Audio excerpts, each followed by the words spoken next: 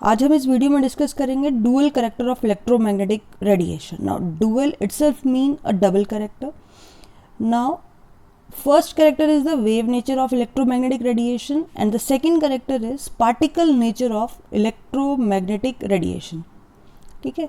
So the first wave nature is given by the James Maxwell. This theory was proposed by James Maxwell in 1870. He suggested that when electrical charge particles is accelerating, alternating electrical and magnetic field are produced. जब electrical charge particle accelerate होता है, then alternating electrical and magnetic field are produced and transmitted. ठीक है.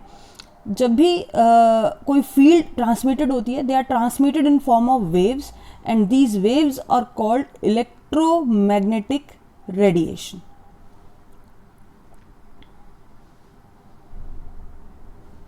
In case of electromagnetic radiation, the electric and magnetic field are produced perpendicular to each other and both are perpendicular to the direction of propagation of wave. अगर ये x axis है और ये y axis है, ठीक है, then there is z axis also there. अब आप कोई आप वेव बनाते हैं तो वेव का प्रोपोगेशन ये हुआ, ठीक है, तो एक ये तो हो गई इलेक्ट्रिक फील्ड जो x और y प्लेन के परपेंडिकुलर है. एट द सेम टाइम अगर मैं x और z एक्सिस लूँ then it form like this. तो अब यहाँ पे दोनों ही wave perpendicular to each other हो गए.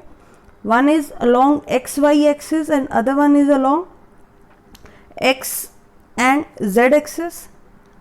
ठीक है, Y Z axis we can say. So these type of wave are called electromagnetic radiation.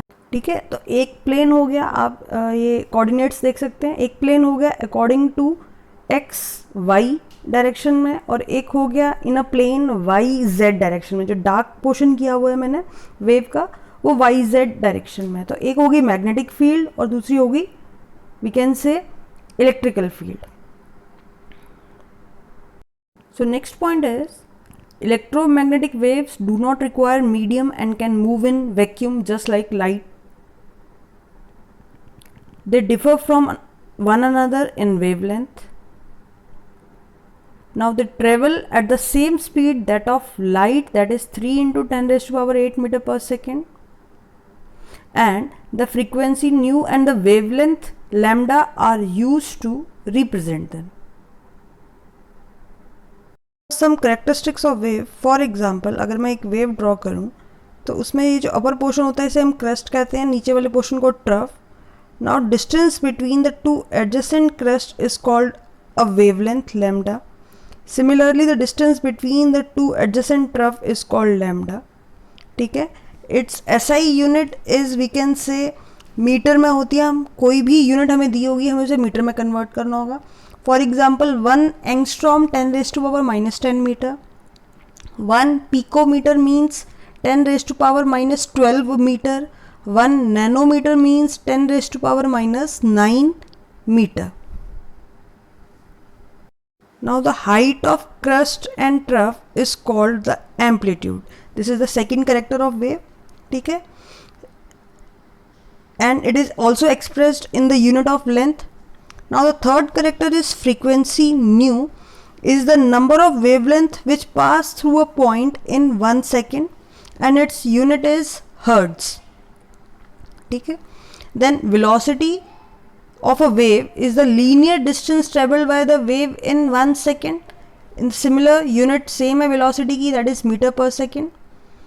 May be defined as number of wavelength which can accommodate in 1 centimeter length along the direction of propagation. So wave number is inversely proportional to the wavelength. Now by this we get nu is equal to c upon lambda. Now next topic is electromagnetic spectrum. As we have discussed that different types of electromagnetic waves or radiation differ with respect to wavelength and frequency. ठीक है, जितनी भी waves हैं वो differ करती हैं wavelength and frequency and we know that wavelength is inversely proportional to frequency. ठीक है, so electromagnetic spectrum is arrangement of different electromagnetic radiation in order of their increasing wavelength or decreasing frequency. आप spectrum में देख सकते हैं, एक side increasing frequency है, then opposite side is increasing wavelength. ठीक है, आपने FM आप सुनते हैं तो वो हर्ट्ज में होता है, एक पर्टिकुलर फ्रीक्वेंसी है उसकी, so that comes into 10⁸8 hertz की कैटेगरी.